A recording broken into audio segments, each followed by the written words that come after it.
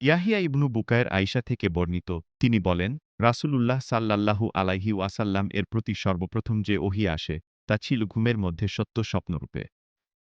যে স্বপ্নই তিনি দেখতেন তা একেবারে ভোরের আলোর ন্যায় প্রকাশ পেত। তারপর তার কাছে নির্জনতা প্রিয় হয়ে পড়ে এবং তিনি হেরার গুহায় নির্জনে থাকতেন।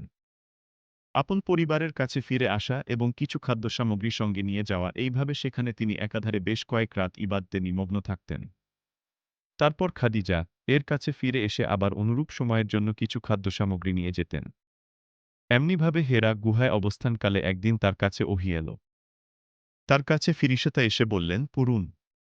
রাসূলুল্লাহ সাল্লাল্লাহু আলাইহি ওয়াসাল্লাম বললেন, আমি বললাম, আমি পড়ি না। তিনি বলেন, তারপর তিনি আমাকে জড়িয়ে ধরে এমনভাবে চাপ দিলেন যে আমার অত্যন্ত কষ্ট হল। তারপর তিনি আমাকে ছেড়ে দিয়ে বললেন, পড়ুন। আমি বললাম, আমি তো পড়ি না। তিনি দ্বিতীয়বার আমাকে জড়িয়ে ধরে এমনভাবে চাপ দিলেন যে আমার অত্যন্ত কষ্ট হল। এরপর তিনি আমাকে ছেড়ে দিয়ে বললেন, পড়ুন। আমি জবাব দিলাম, আমি তো পড়ি না। রাসূলুল্লাহ সাল্লাল্লাহু আলাইহি ওয়াসাল্লাম বলেন, তারপর তৃতীয়বার তিনি আমাকে জড়িয়ে ধরে চাপ দিলেন।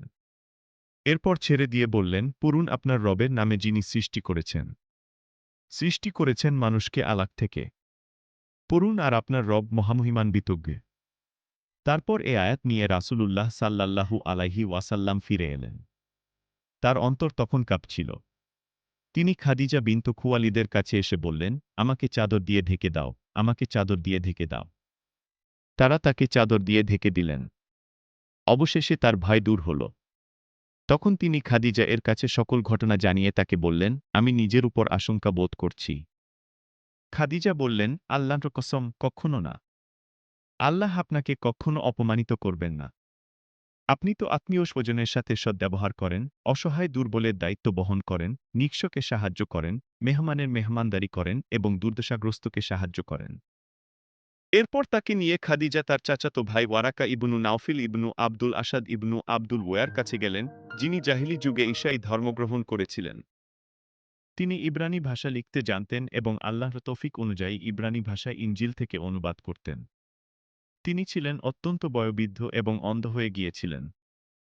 খাদিজা তাকে বললেন, হে চাচাতো ভাই, আপনার ভাতিজার কথা শুনুন। ওয়ারাকা তাকে জিজ্ঞেস করলেন, ভাতিজা, তুমি কি দেখ? রাসূলুল্লাহ সাল্লাল্লাহু আলাইহি ওয়াসাল্লাম যা দেখেছিলেন সবই খুলে বললেন। তখন ওয়ারাকা তাকে বললেন, ইনি সে দূত যাকে আল্লাহ মূসা আলাইহিস সালাম এর কাছে পাঠিয়েছিলেন।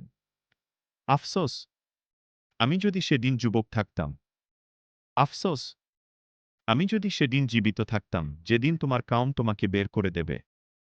রাসূলুল্লাহ সাল্লাল্লাহু আলাইহি ওয়াসাল্লাম বললেন, তারা কি আমাকে বের করে দিবে? তিনি বললেন, হ্যাঁ, অতীতে যিনি তোমার মতো কিছু নিয়ে এসেছেন তার সঙ্গেই শত্রুতা করা হয়েছে। সেদিন যদি আমি থাকি, তবে তোমাকে প্রবলভাবে সাহায্য করব। এর কিছুদিন পর ওয়ারাকা ইন্তেকাল করেন।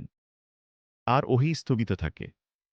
ইবনু শিহাব জাবির ইবনু আবদুল্লাহ আনসারী ওহী স্থগিত হওয়া প্রসঙ্গে বর্ণনা করেন যে, রাসূলুল্লাহ সাল্লাল্লাহু আলাইহি ওয়াসাল্লাম বলেন, একদা আমি হেঁটে চলেছি। হঠাৎ আকাশ থেকে একটি আওয়াজ শুনতে পেয়ে চোখ তুলে তাকালাম।